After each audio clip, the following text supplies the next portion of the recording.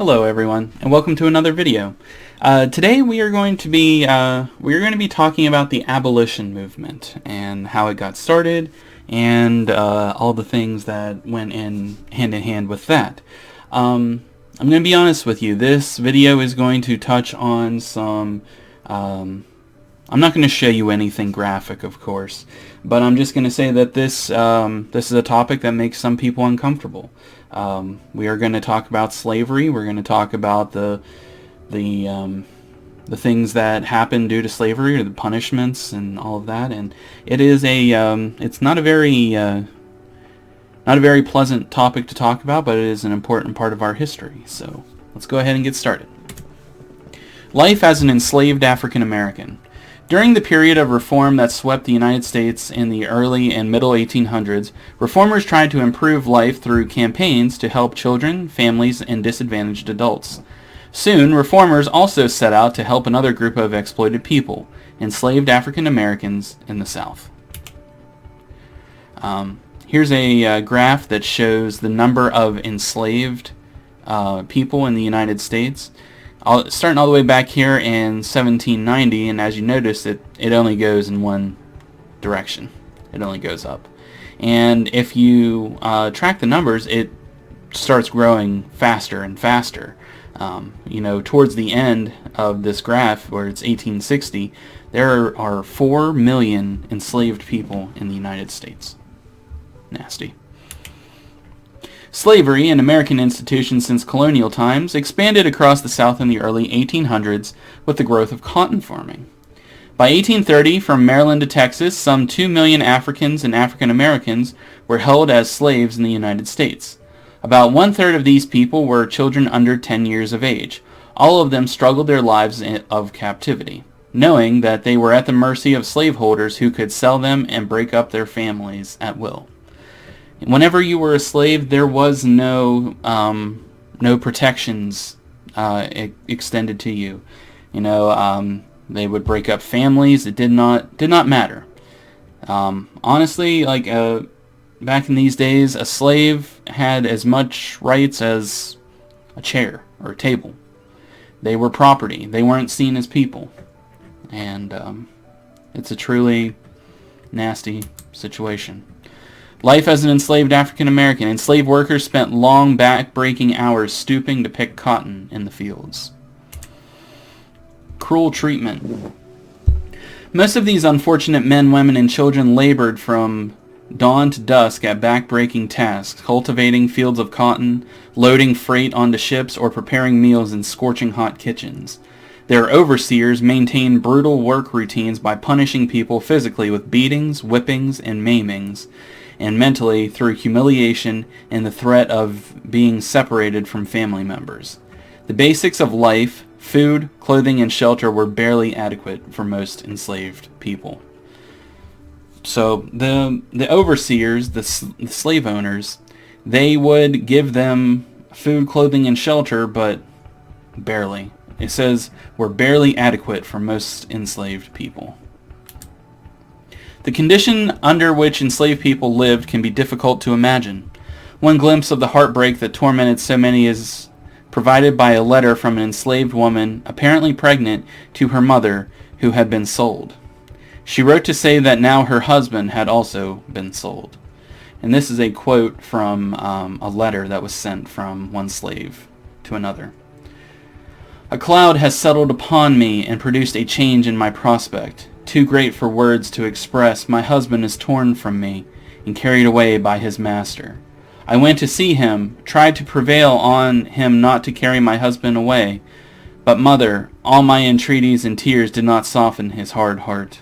A time is fast approaching when I shall want my husband and my mother, and both are gone. Emily, an enslaved African American, 1836.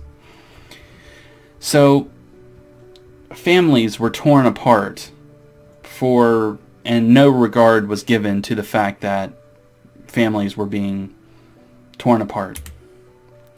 Such anguish was commonplace. This woman was relatively lucky. She could read and write, and managed to get a letter to a distant family member. More often, enslaved people were not allowed to learn to read, and family members who were separated were never heard from one another again. It's truly unthinkable that a system such as this could have ever happened in the United States, but it did. It is a part of our history that we need to face and learn from. Spirit and strength. The miserable conditions forced on enslaved people took their inevitable toll. Some, losing all hope, took their own lives. Others simply toiled through a lifetime of pain and sadness. But in a remarkable triumph of spirit over hardship, many enslaved people maintained their hope and their dignity. They developed many ways of coping with their inhumane conditions. They worked to maintain networks of family and friends. Parents kept family traditions alive by naming children for beloved aunts, uncles, or grandparents, and by passing on family stories that their children could cherish wherever they might find themselves. Enslaved people took comfort in their religion, which shone the light of hope in the midst of their difficult lives. Resistance. Many enslaved people did whatever they could to fight back against their oppressors. Resistance took many forms, including sabotage, such as breaking tools or outwitting overseers, and the more direct method of escape. Tens of thousands of enslaved people fled to the north or to Mexico, where slavery was prohibited. A loose network of ever-changing escape routes called the Underground Railroad helped many reach freedom. Now, I want to take a moment here and address this. Now, this is called the Underground Railroad. There wasn't really a train that ran underground. You know, I've heard people say that, and it's just called that. It's called the Underground Railroad because it was supposed to be a hidden path of places where it would be safe for these runaway slaves to hide, so that they could make their way north. Some enslaved people decided not to run but to fight. Indeed, historians estimate that nearly 200 significant slave revolts took place in the first half of the 1800s. In 1822, Denmark Vesey planned what would have been the greatest slave revolt in American history in Charleston, South Carolina. Vesey was a freedman, or former slave. Traveling to Haiti as a ship's carpenter, he was inspired by the successful slave rebellion that had taken place there in the 1790s. Vesey nurtured his dream of a revolt after becoming frustrated with his status as a second-class citizen in Charleston. Now, a second-class citizen, what that is it's a person that doesn't have all of their rights, all of their privileges, as everyone else might. You know, let's say that, just for an example, let's say that we just had our election, right? What if there was a law that said that if you had red hair, you couldn't vote? That would be considered being a second-class citizen, because due to characteristics or personal features, you don't have access to all the rights that everyone else does. So this man, Vesey, he is a second-class citizen in Charleston because even though he is a freedman, he is a former slave, meaning he is not a slave anymore, but he's an African American, and due to that he does not get the rights that a white man would get. So he was frustrated with that situation. When authorities shut down Vesey's church, he was prompted into action. Vesey gathered some 6 conspirators and plotted a slave uprising that would involve hundreds or even thousands of people. The plan called for slaves in the city and on surrounding plantation to seize weapons from guardhouses and arsenals, and use them to destroy Charleston and free all of the slaves living nearby.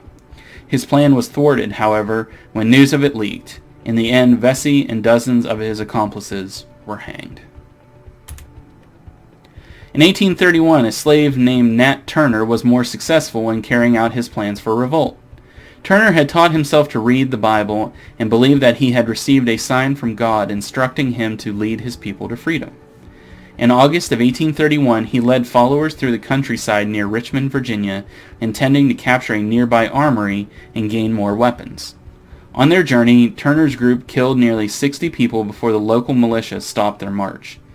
During the manhunt that followed, the local militia killed dozens of African Americans. Turner was captured after 6 weeks. He and his associates were executed. Terrified by the idea of a successful slave revolt, Southerners reacted by passing much more stringent laws to control the enslaved. In some places, it became illegal to teach enslaved people to read. Often, they were forbidden to gather in groups unless an overseer was present. Yet these restrictions did nothing to dampen the spirit of the enslaved people who were determined to resist their captivity. And they inspired free people in the North to work against slavery. So the stories of these revolts and these uprisings and these struggles are reaching the North. And people are learning about how truly terrible slavery is. And this news and all these terrible conditions are going to eventually reach the North, where, if you remember, we just talked about the Great Awakening, or the Second Great Awakening. Well, all this new religious fervor and freedom is going to be at odds with slavery. Here's a map that shows the different slave revolts that happened. The Vesey Rebellion that we were just talking about was right here in South Carolina. Nat Turner, his rebellion was up here in Virginia. So, as you notice, all of the slave revolts, mostly in the southern states, because that's where slavery was the most widespread. Free African Americans. Not all people of African descent in the United States were held as slaves. Beginning with Massachusetts and Pennsylvania in the 1780s, northern states had gradually outlawed slavery by the 1840s. In Maryland and Virginia, many slaveholders were slowly manumitting or officially freeing their slaves. The net result was a large and growing population of free African Americans. Despite their freedom, however, they suffered from persistent racial discrimination. You know, if you remember, like I just talked about with Vesey, even though he was a freedman, he was a former slave and he had his freedom and all of that, he was still seen as a second-class citizen. He didn't have all the rights that white people would have. Moreover, the very existence of free African Americans concerned many white Americans, especially slaveholders. They felt that the large population of free African Americans made those still in bondage long all the more for freedom. In 1816, some of the South's most prominent slaveholders established the American Colonization Society, or ACS. The goal of the ACS was to encourage the migration of free African Americans to Africa. The ACS established Liberia, a colony on the west coast of Africa, and by 1830 some 1,100 people from the United States had been relocated there. So, this American Colonization Society establishes Liberia, which is a modern-day country in Africa.